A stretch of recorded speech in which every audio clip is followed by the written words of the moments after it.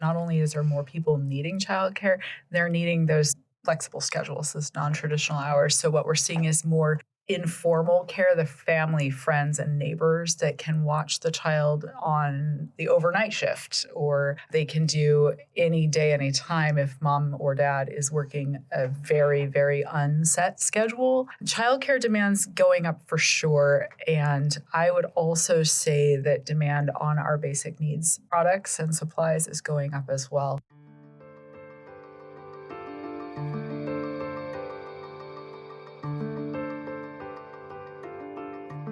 Welcome to the Nonprofit Podcast Network.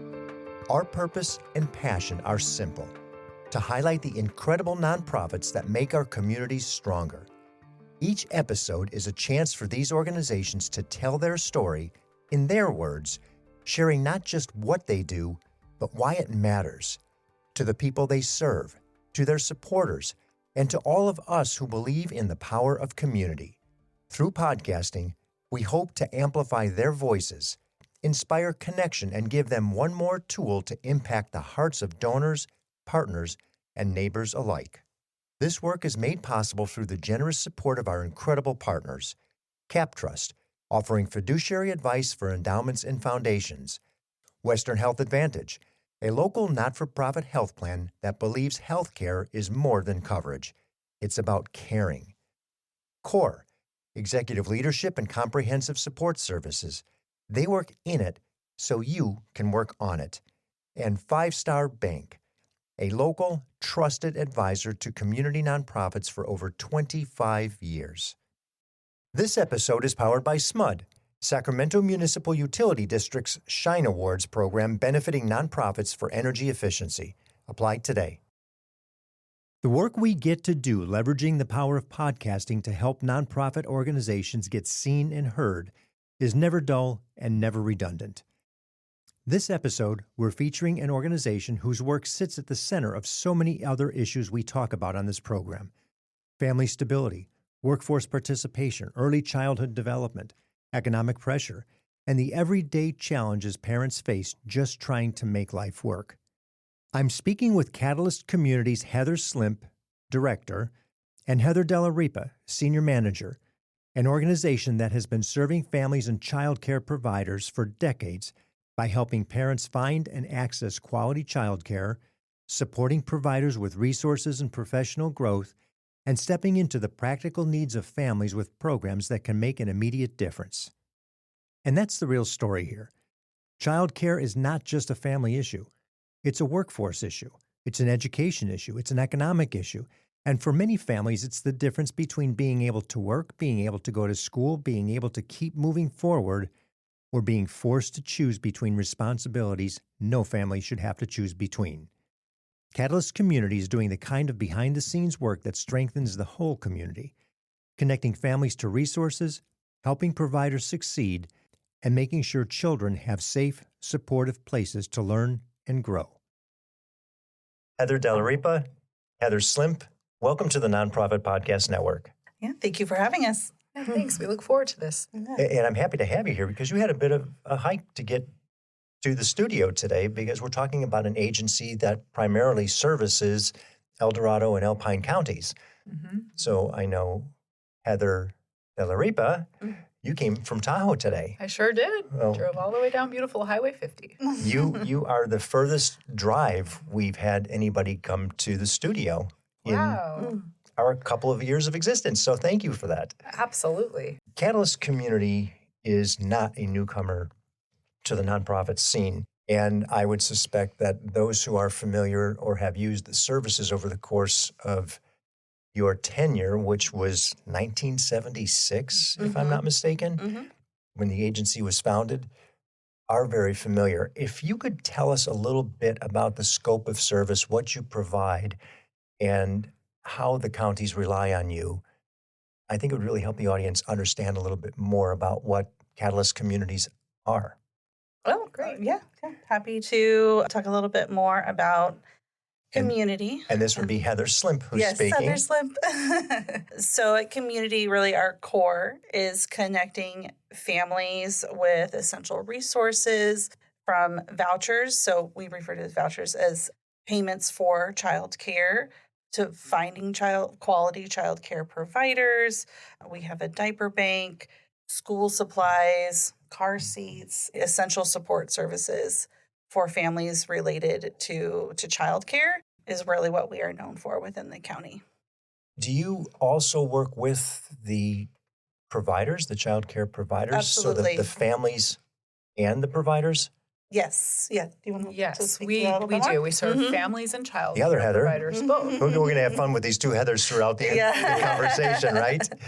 So we are working basically in an overarching sense to serve the need of childcare, quality, access, and affordability. So if you think of it in those terms, we have to serve all aspects of a child's universe. So it would be the family, the child care provider, and the child themselves. And so we have different pieces of our programs that do all three of those things. Let's walk through those programs a bit, if you could. Let's identify what the programs are for the benefit of the listener. Okay. Great. Well, we have subsidized childcare, which is the childcare payment portion, the voucher that Heather S. was referring to. And that is, generally speaking, an income qualifying program. Families typically have to meet income requirements to participate in that. Meaning there's a threshold of income. Correct. Low income probably that caps. It does. That's absolutely right. In fact, it's 85% of the state median income for the family size.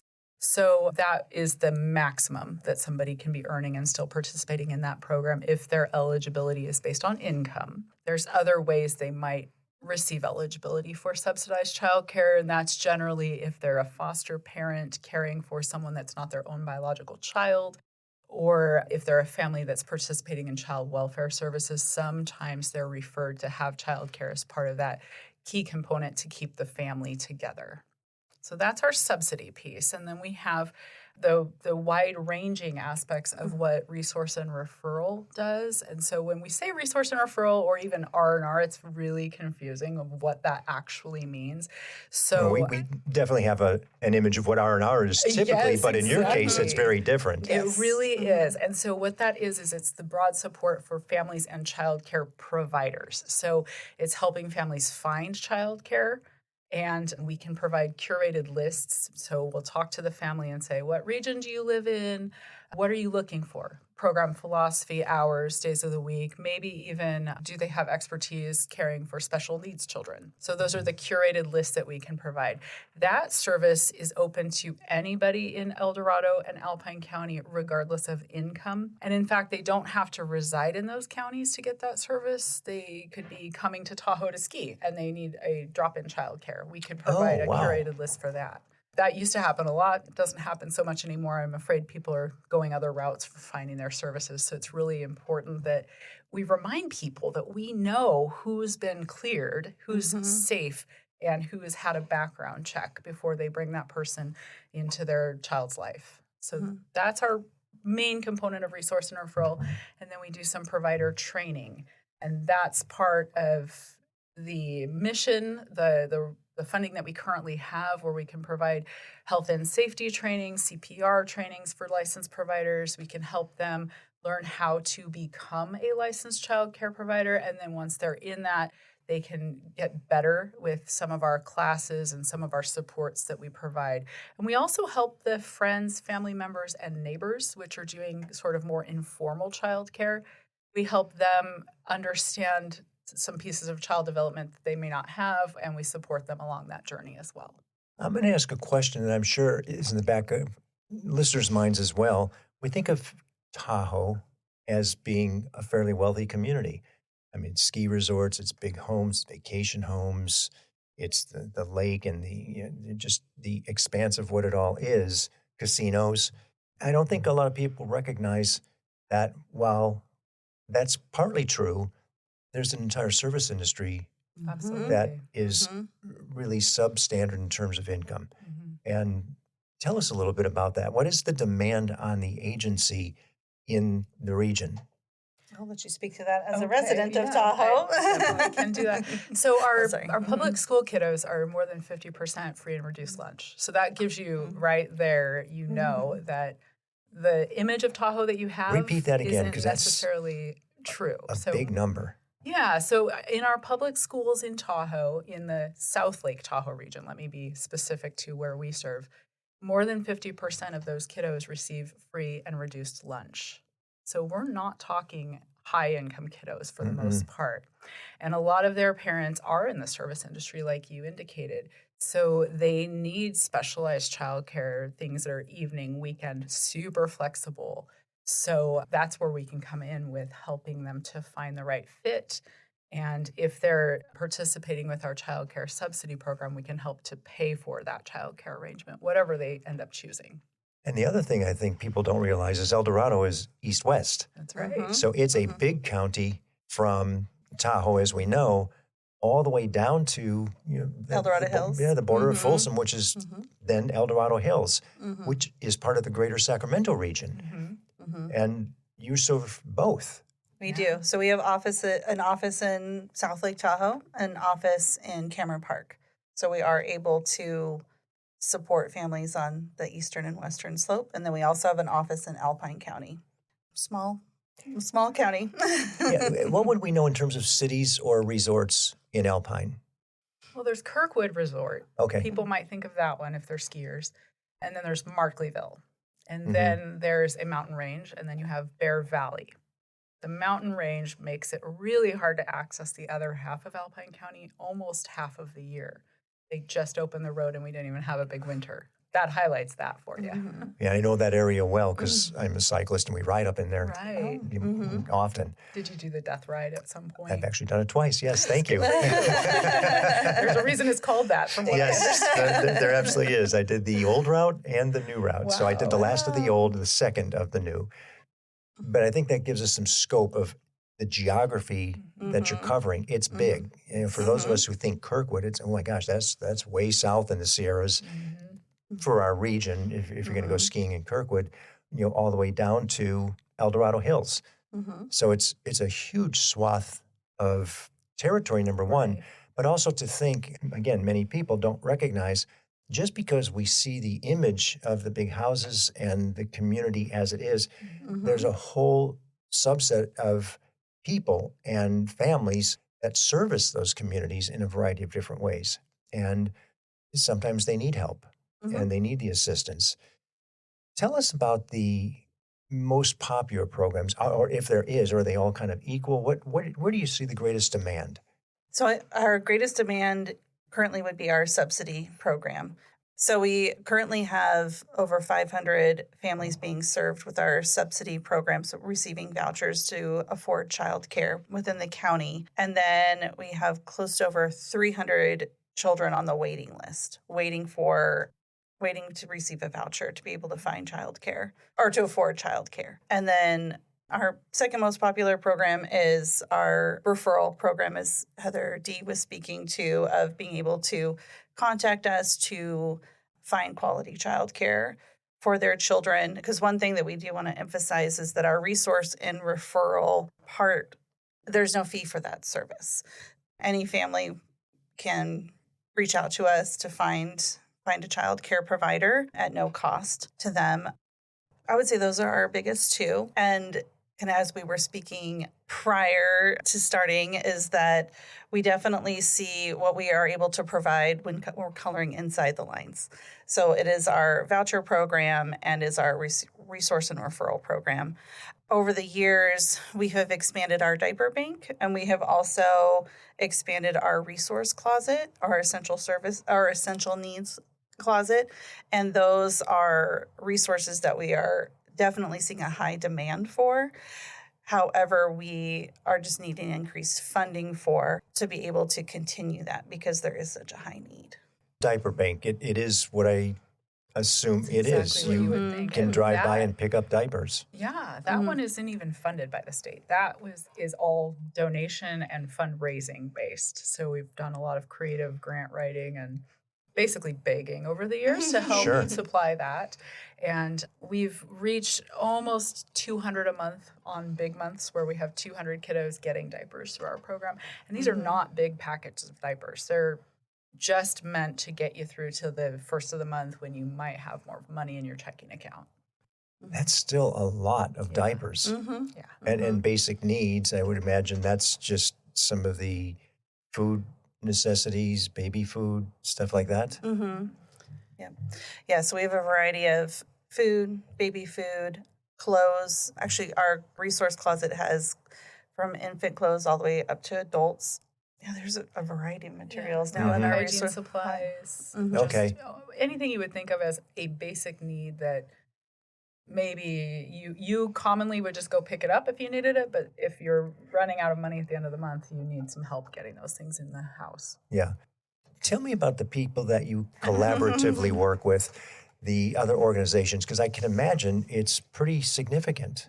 So actually, there is a lot of variety in that. We work, of course, closely with Dorado and Alpine County and those county entities, County Office of Education, Health and Human Services. We work with the health care providers in the region, so Marshall Hospital, Barton Hospital. They've been really helpful both in referring clients over to us as well as supporting us in different ways. And we also collaborate a lot with First Five Eldorado, First Five Alpine, and of course our childcare providers. Other nonprofits like Aspire Kids and the Eldorado Community Foundation has been a huge support. They are actually the ones that helped us kick off the original version of our Healthy Bottom Line diaper bank. So I always want to give them props because they're the reason we got to start that in 2010, actually. We also collaborate with the community colleges locally and our recreation and community centers. So we're just all over the place. Yeah, I can imagine the integration just on observation. If somebody sees a family in need, they can refer. Back to your R&R. Right. You know, if they aren't aware, for those people who are, which is why we do what we do, is to make sure that people are aware and they understand that these opportunities exist. And the Eldorado Community Foundation is awesome. And Chris Ringness and Amy Poole we've had on with various episodes. And the organizations that service those communities, I can see other connections that maybe we'll talk about afterwards that could make some sense for you. Great. Yeah. None of this happens without funding. Everything Very costs in some way, shape, or form. And you mentioned a couple of times the state. Tell us a little bit about how you're funded. So we are primarily funded through state contracts through CDSS with our alternative payment program. So that is what we like to call through as pass-through funding, that supports our voucher program for families. So that contract, it is pass-through and then covers administrative costs. We also have state contracts through the CalWorks program, serving families participating in CalWorks Stage 1, 2, and 3, as well as what is known as the Bridge program that supports, as Heather D. was speaking to prior, supporting families with foster children to be able to have childcare for those children. And then we also have our resource and referral contracts. Those provide funding to be able to offer resource and referral, as I said, with no cost to families, as well as provide the training to providers to ensure that there are quality programs. So those are kind of our main state contracts. And then working with community partners. This is the hard work. That's the hard work. Exactly. Yes, to get grant funding. So we're able to provide more programs outside of the restrictions within the state. So our CalWorks contracts, our AP contracts, those are very strict on what that funding is available for, because that essentially is just to provide vouchers to families. Our R&R contracts also have very much state or stricter guidelines on what is able to be allowed to be spent to provide those services. So, as Heather D. had said, our Healthy Bottom Line diaper bank is solely, it specifically says we're not allowed to purchase diapers with any of our state contracts. So we use that for the grant funding. The other program that I forgot to mention that is one of our most popular is our Kids Expo. So we do a Kids Expo Placerville and a Kids Expo Tahoe, which brings in all of the local community providers. We have the Eldorado County Library, Office of Education, childcare providers, tumbling gyms, quite a few different resources. So families can learn about all the family and child-related services that are available to them in the county. And that is completely funded by donations and sponsorships to hold the event. So yeah, we need to color inside the lines through our state contracts, and then we are continuing to search for donations, sponsorships, grants to be able to just provide more.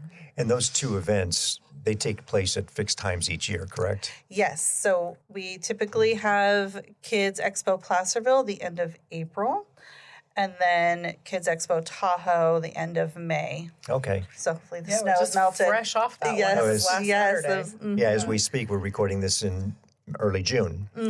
So how did it go? It was great. It was wonderful. It was Yeah. the Good. largest one we've ever had. Congratulations. And the weather held out for us. It was just a really excellent, fun day. And that was thanks to our partnership, actually, with Lake Tahoe Community College. They gave us the location for free, which made it possible for us to just bring in more vendors that maybe couldn't afford to rent a booth space. So that was huge. Do you have an attendance number, a guesstimate?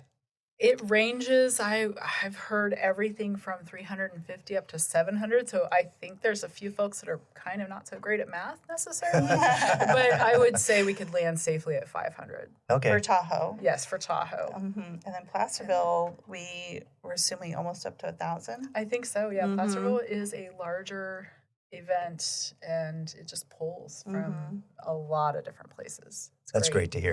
Yeah. Yeah, that is really great to hear, especially to hear that the engagement means that there's an awareness Yes. and there's a need and you're able to fulfill and support. How many people do you employ? Catalyst Community in Dorado and Alpine Counties has about 19 employees altogether, but because we have some people that come in from the regional offices. So we have some supporting staff. Like we have a business analyst, for example, that works in Sacramento and also in Cameron Park and Tahoe. He kind of roams, if you will. So yeah, we're a small group, but we do a lot with what we end up doing. Yes, you do. And I'm just thinking the mileage on some of those cars is extreme Yes. in travel. Just, again, because of your geography and the difficulty in getting point A to point B from wherever you might be, point A or point B. In terms of the future look, I mean, we're seeing a greater demand. And let me ask you, do you have a number, maybe a percentage of what you've seen from X year to X year, whether it was last year or the last 5 years, in terms of demand? For example, we've seen our food banks, our local food banks and food closets astronomically grow in service to the community. In some cases, double, triple since the pandemic. What are you seeing from the standpoint of childcare and childcare services? Do you want to take this one? Go ahead. Okay. The good news is we know what Heather's going to answer, right? Yes. Yeah, that's Yep. a safe bet. Safe bet. Well, we have seen absolutely an increased demand. It's interesting because what we're seeing within that, not only is there more people needing childcare, they're needing those flexible schedules, those non-traditional hours. So what we're seeing is more informal care, the family, friends, and neighbors that can watch the child on the overnight shift, or they can do any day, any time if mom or dad is working a very, very unset schedule. Childcare demand's going up for sure, and I would also say that demand on our basic needs products and supplies is going up as well. It could be a combination of the economy, and it could be also that the word is getting out. I think it's a little of both of those things. And sadly, we wish that wasn't the case, but we need to support these families. We'll be back to continue the conversation with two Heathers about Catalyst Community and Childcare following these messages from those who help us share these incredible stories. I'm James Beckwith, President and CEO of Five Star Bank. We're dedicated to supporting nonprofit organizations who advocate for the strength, resilience, and vitality of those they serve. When nonprofit organizations thrive, our community does too. By supporting the Nonprofit Podcast Network, Five Star Bank is amplifying the voices and meaningful impact of our nonprofit community. We're Five Star Bank, a trusted nonprofit partner. How can we help you? We are really excited to be part of the family and contribute to the work that you all are doing. CORE provides fractional and interim executive services, along with comprehensive back office solutions that go into our client sites and do the work to give them the capacity they need in order to move through transitions, whether that's planned or unplanned. Or companies also work with our accounting and finance, back office solutions, human resources, technology, and administration. The reason why our back office solutions add value is because we save them time and money, anywhere from 20 to 30% of what they would spend on that back office solution. We work in it so they can actually work on it. CXORE.com and contact me directly at DTEAT@CXORE.com. If you're interested in learning more about how CORE may help your organization, visit CXORE.com. Hello, this is Scott Thomas with Cap Trust in our Sacramento office. I specialize in working with local nonprofits and associations. Annually, we survey private and public nonprofit organizations across the country to better understand challenges they see in today's environment. In our more recent survey, we heard concerns about proper board governance, mission-aligned investment, and how to implement alternative investments. If you would like a copy of the survey or to discuss your organization, look me up, Scott Thomas at captrust.com. At Western Health Advantage, healthcare isn't just a service. It's a shared value. As a nonprofit leader, you need a health plan that understands the importance of mission-driven work. Western Health Advantage is a local, not-for-profit health plan that supports organizations like yours with affordable, flexible coverage options for your team. But what truly sets them apart is their commitment to community, supporting nonprofits like the American Heart Association, Sacramento Ballet, and the Crocker Art Museum's Pay What You Wish Sundays. With access to top-tier providers and dedicated local support, Western Health Advantage is more than a health plan. It's a partner in your purpose. Explore your options today at westernhealth.com. Western Health Advantage, healthcare with heart, designed for those who give back. Make our communities bright with Smudge Shine Awards. Now through July 31st, your nonprofit can apply for a chance to receive funding for projects that improve and revitalize communities in our service area. We're seeking proposals that support zero carbon workforce development, affordability and community resiliency, economic development, and STEM education. Smudge Shine Awards are competitive and funds are limited. Submit your proposal by July 31st. Learn more at smud.org/shine. If a donor interested party, somebody comes around and says, you know what, I live in the Tahoe area, I've watched it grow, I've been a beneficiary of everything that's going on, I love what you guys are doing, we want to support our kids and families, I'm going to write you a blank check if you give me a great story of what you're going to do with it.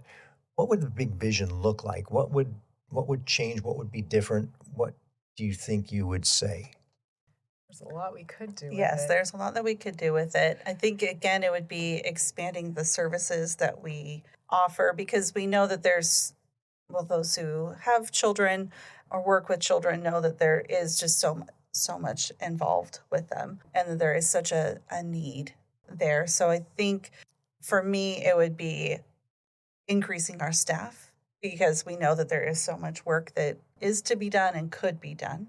To expand our resource and referral programs, increase the amount of trainings that we're able to provide to our providers to ensure that, well, one, actually to increase the amount of childcare providers within the county. For example, Alpine County only has one licensed childcare provider in the entire county. So it's a true childcare desert. And then El Dorado County, as you said, is a larger county divided by a mountain. It is also very rural. And so when families are looking for childcare, they don't necessarily want to drive 20 miles, in any particular direction. If they're able to find a provider even closer to home, that would be best. So it would be expanding the amount of providers that we have in the county and then just really ensuring that they feel supported by us to provide a high quality program. And the children and families are receiving the best services and getting the best care. Mm-hmm. So I know that is one aspect. You want to speak to No, I other ideas? To just expand upon that, we have a really great brand new program that is called the Home CEO. And what that is it's training on business aspects of running your own family childcare business. We kicked it off last February, very first time. We had 4 participants that graduated, and what they gained from that was business skills. And, we're talking childcare people. They want to be with the kids, so they're not the paperwork or the accounting types typically. So this was their chance to really take some time away from the children. They dedicated 10 weeks of 3-hour sessions where they dove into making their business better.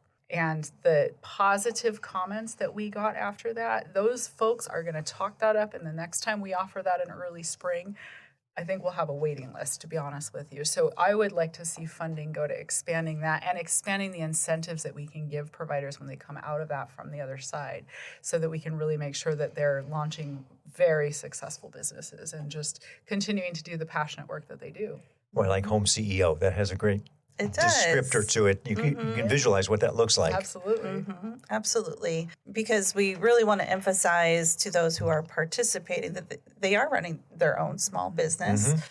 And so the coursework included how to market, how to do accounting, writing a mission statement, really providing that support so they just truly felt kind of empowered to move forward to establish their own small business at home. And they know they're going to get the support through the organization. Exactly. To eliminate that waiting list. Yes. Now, you said roughly 200. Is that 200 children or 200 families?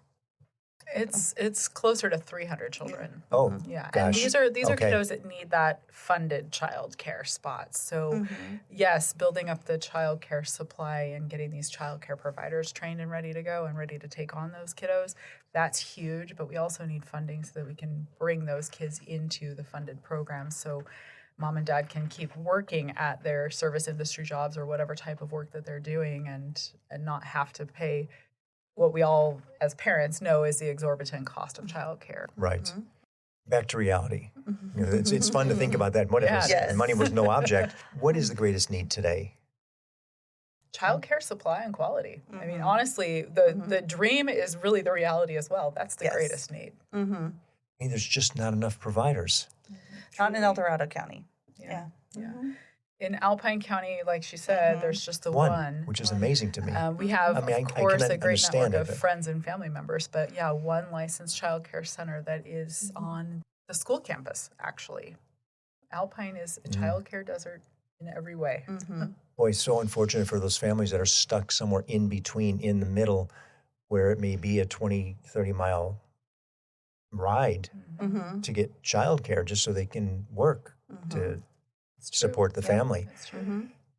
Let me ask, because I know it is, we have these thresholds, and it's one of the challenges we spoke about in our prior conversation before the podcast. There's thresholds. And the good news is you're able to get supported to work, to grow, to get your family what it needs as you're employed. The good news is you get promoted. The bad news is you now cross the threshold, and it may only be $100 a week, a month, but it's nominal, and now you're out of the program. What sort of conversations take place when that happens? Because it's growth for the individual, growth for the family member, for the wage earner who's supporting the family, and we want to see them grow, but it may take another 2 or 3 years for them to get to the point where it's offsetting childcare. What do you see? What happens? What are the conversations that are taking place about that situation? That's a complicated one. Yes. I think that there is an assumption that families would want to stay underneath the threshold to be able to continue services. However, the conversations that we have had with families, and we do have a really good story that Heather D's going to share about it, is that we're finding families actually feel very empowered to be able to have used our program, gone through school, been able to work hours, maybe even longer hours, to be able to get to that promotion.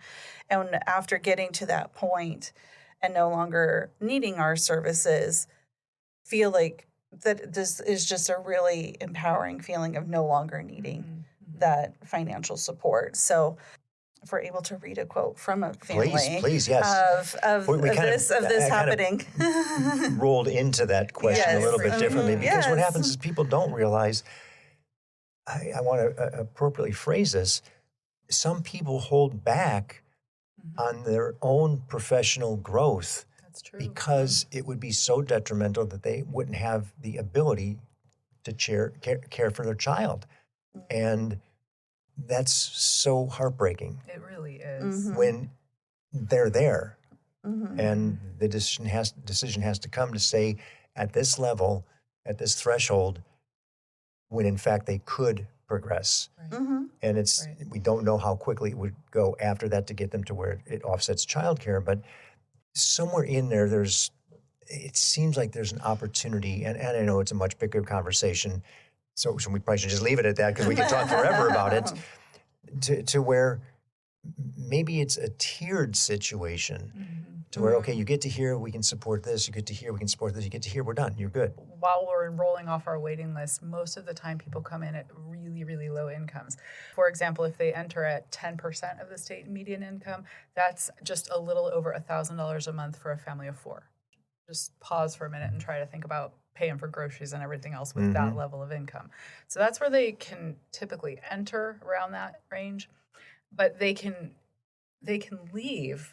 And they do leave at 85% of the state median income for their family size. So that, again, for this family of 4 is just right around $9,000 a month, which is a huge difference in what you can provide for your child and the professional, growth that you've been able to attain at that point.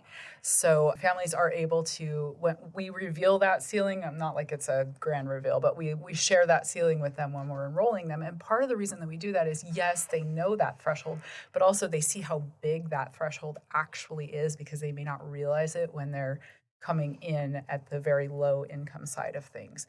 So this parent that recently left our program, she entered our services after having left a domestic violence situation, and she was actually in supported housing where, her address was kept confidential. I mean, it was a really serious situation. And she was finishing school, so she was getting her bachelor's degree, and we were supporting her through that. And then she became pretty successful in what she did. So here's what she has to say. This is her basically, I don't need you anymore letter to us. Catalyst helped my family completely turn our life around over the 4 years in which we were enrolled. I was able to more than double my income over the years thanks to their assistance with childcare and after-school programs. I feel as though we as a society only hear about complaints about vital programs which aim to help the working class. We don't hear enough about the positive impact that these programs have. Without Catalyst, I would not have been able to find work and create availability for a job that supports us in a comfortable way. The truth is, Catalyst was literally the catalyzing factor for my family. The program and its wonderful staff gave us the tools we needed for me to break the glass ceiling as a single working mom. When I finally made the call to leave the program, I started crying out of sheer gratitude and relief. To finally feel comfortable paying for my own childcare is a state of mind I never thought possible. I couldn't be more grateful to Catalyst community. From the bottom of my heart, thank you for all you've done for me and my family. I hope that you continue the amazing work that you do so that other families can turn their lives around too. That's awesome. Yeah. And that's the epitome of what we hope through the program. That's a classic, perfect example. And I would imagine there's many of those. Not everybody is fluent and takes the time to do it, but certainly they're appreciative to get off the program because they see that as a support and subsidy that they would prefer not to have to exercise. It's absolutely true. Yep. What a great example. Yeah. It was because she had first called the subsidy counselor this parent had called the subsidy counselor she was working for and told her, and they were both in tears of just gratitude. And then she sent us that wonderful letter, and the subsidy counselor shared it with the whole team, and oh my gosh, it just blew us all away when we received it. Well, and there's the evidence of impact. Right. You know, that's we all want that. We want to see, okay, we know we're doing good. We always don't hear about it. And that's understandable. People have lives and they're busy and they're doing so many things, especially since you deal with families and children. We know Life gets busy. The time consumption a child can be. Absolutely. But to get the recognition and say, hey, this is what this has allowed me to do, to double my income. Back to your point of, X percent to 85%. She's now in a position where she'll probably be a donor at some point. A grateful participant in the program that says, hey, I get it. I was a part of it. And those are the ideal situations. So true. It's why we get up in the morning and do what we do. Exactly. So we're going to take a deviation here. We're going to go beyond the mission for a second. Okay. Because we want to learn a little bit about you, Heathers, in your lives, because you absorb this all day long. And we know that anybody in nonprofit leadership is really engaged in that mission and the purpose, and it's with you all the time. You can't get away from it. You see a kid, you can't help but think about your program. So it's always in your head and on your shoulders. Let's start with Heather S. Okay. And it's just a few rapid fire questions to get to know you a little bit better All right. for the audience. And how about early bird or night owl? Oh gosh, I've started as an early bird. My husband has turned me into a night owl. Actually, also I think having kids turned me into a night owl because that's when I get to have my own time. How many kids do you have? I have 8-year-old twins, boy and girl twins. Congratulations. Yeah, thank you. That keeps you busy. Yes, it does. Yes, it does. Yeah, we are in peak childhood right now. So this is a great question for you. Okay. Coffee or tea? Oh, coffee. Okay. Multiple coffees. Go-to comfort food? Oh, gosh. Go-to comfort food? Probably sushi. I will never turn down eating sushi. I just love it. If you're going to I binge... don't think of it as a comfort food, though. With your sushi, if you're going to binge watch something on TV, what would it be? Oh, my gosh. I feel like I always come back to the show Parks and Rec, probably because I started in recreation. I think that would be kind of the big one for me. Okay. Mm-hmm. And then what would people be surprised to learn about you? Hidden talent, something, your hobby? Gosh. I feel like I'm kind of an open book. I don't know if anyone would really be surprised about. I can't think Okay, of let's anything. go this way. If you weren't doing the work you're doing, what would you be doing? Oh, gosh. Well, I don't think that anyone would be surprised about this. I started in recreation and in summer camps. And so it would be running a sleepaway summer camp. Okay. Yeah. Well, you kind of get some of that even with what you're doing I do. today. Yes, I do. Yeah. So I've always been drawn to working with children. And so you started out in the rec world, but was very early on drawn to the childcare world. So I absolutely love what I'm doing and just definitely feel a connection to it. Okay, your turn, Heather D. Yeah. Favorite color? Blue. First car?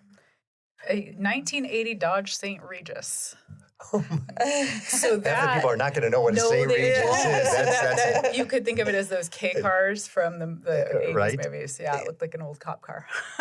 Favorite place for a vacation? Anywhere with a beach. Elevator or stairs? Stairs. Same question I asked other Heather. What would people be surprised to learn about you?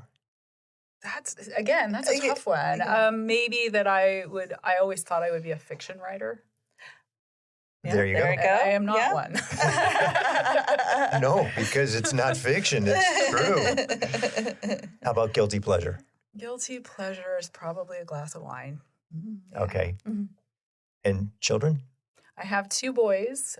One is graduating high school, and he's 18 already, and the other is 14, and he's thick in the middle of baseball season. Good for you. Yeah. Good for you. If somebody is interested in supporting the organization, what's the best way to learn more? Where should they go? Where would we direct them? So it's certainly our website, catalystcom.org. And we'll put that in the show notes too. So Perfect, because that will have our contact information as well. And then on social media, Catalyst, I believe our handle is just Catalyst Community. Yeah, it's nothing. we'll put that in the show notes too. Yeah. Thank you. Yeah. Good. Yeah. Well, we know and recognize families and children are the future of what we're doing, and the better prepared they are, the better we're going to be as a society. And helping families in need with care, consideration, respect, and dignity, which is such a big element of this. It really gives them the opportunity to focus on the real issues, and that's the well-being of their kids, not to mention their own personal growth. For those families you serve in El Dorado and Alpine Counties, thank you, Heathers, for what you do, but also what your team does. And we recognize that is a significant burden, across the board. Anytime it's families and children and people supporting them, just all the elements and all the organization. I mean, it takes a village. We hear it all the time. And you are a core part of that village. So for you and your teams, thank you. Thanks for having us Yeah, here. thanks for having us here. I wanted to mention real quick, if you really just want to donate directly, you can come to our offices and bring us diapers and formula. We will get those out the door. I love it. There you go. And I'll put the addresses in the show notes as well. So it's easy for Thank people you. who may not know where the opportunity is there. Thank you. Thank you so much. Let's go make something better. Great. This episode has been powered by SMUD, Sacramento Municipal Utility District's Shine Awards program benefiting nonprofits for energy efficiency. Apply today. Thank you for listening to the Nonprofit Podcast Network. We hope today's episode inspired you and gave you a deeper look into the work of our local nonprofits. If you believe in our mission to amplify their voices, please take a moment to leave us a positive review and share this episode with a friend. It helps more people discover the incredible work happening in our community. And don't miss future episodes. Subscribe to our weekly updates and monthly newsletter at nonprofpod.com. And if you're part of a nonprofit that would like to be featured, we'd love to hear from you. Just visit the Guests tab on our website. The Nonprofit Podcast Network is recorded and produced at Hear Me Now Studio with generous support from our outstanding partners. CapTrust, fiduciary advice for endowments and foundations. Online at captrust.com. Western Health Advantage, local care with community impact. Find the plan that fits at westernhealth.com. CORE, executive leadership and comprehensive support services. Visit cxore.com. And 5 Star Bank, a local trusted advisor to community nonprofits for over 25 years. 5starbank.com.